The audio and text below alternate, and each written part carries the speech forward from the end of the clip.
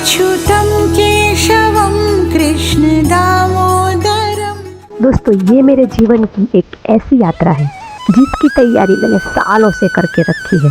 सालों का मतलब 1 या 2 साल नहीं, पूरे 12 साल। जी हाँ दोस्तों, पूरे 12 साल से मैं इस यात्रा की तैयारियाँ रिसर्च कर रही हूँ। एंड आई एम श्योर कि ये यात्रा मेरे जीवन की सबसे लंबी यात्राओं में से एक होने जा रही है। ये जो नोटबुक आप देख रहे हैं ना, ये पूरी नोटबुक इसी यात्रा के इंफॉर्मेशन से भरी हुई है। कुछ पत्ते तो पीले रंग के हो गए हैं। आखिरकार वो दिन आ ही गया। मैं सुबह में जल्दी जल्दी उठ के सबसे पहले मेरे आराध्य देव की पूजा की, तुलसी माता की पूजा की और चली गई गांव के मंदिर। भगवान से आशीर्वाद लिए मेरी यात्रा को कामयाब बनाने के लिए, और फिर चल पड़ी स्टेशन की ओर। आशा करती हूँ कि मेरी इस ड्रीम यात्रा में आप सब भी अंत तक जुड़े रहेंगे। यात्रा का दूसरा दिन है। हम डेस्टिनेशन पे पहुंच गए और ऑटो बुक की। कहाँ की? चलिए, मेरी इस ड्रीम यात्रा का नाम सबसे पहले बता ही देती हूँ। तो ये यात्रा है मथुरा, गोकुल और वृंदावन की। हमको जाना था मथुरा स्टेशन से गोकुल की ओर।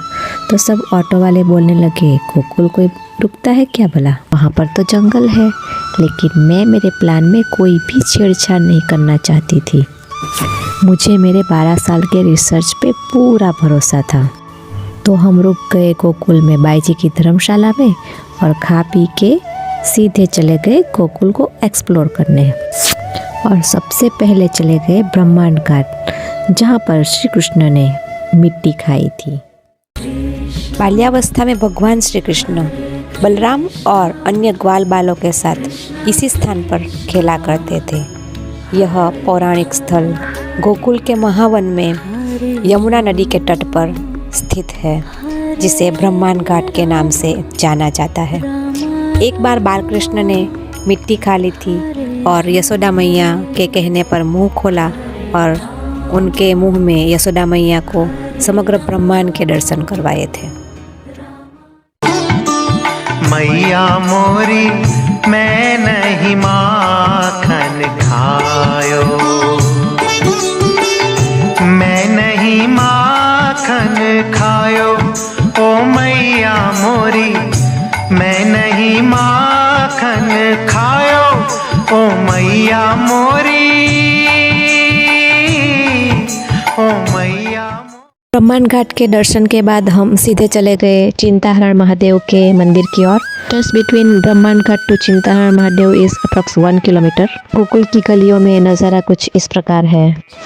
जब बालकृष्ण के मुख में यशोदा मैया ने ब्रह्मांड देखा तो उन्होंने चिंता मुक्त होने के लिए शिव जी की आराधना की। शिव जी यहाँ प्रकट हुए और माता की चिंता दूर की, जिससे यह स्वयंभू शिवलिंग चिंताहरण कहलाया।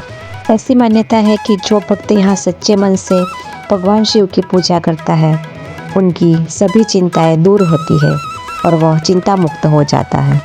यहाँ के शिवलिंग पे यमुना जी के जल से अभिषेक करने का विशेष महत्व बताया गया है। यहाँ पर जो यमुना नदी के किनारे घाट है वह चिंताहरण घाट कहलाता है। गाइस, अभी जिस जगह पे जा रहे हैं वो गोकुल की अति फेमस जगह है, जिसका नाम है रमण रेती। और रमण रेती का ये है हिरन पार्क।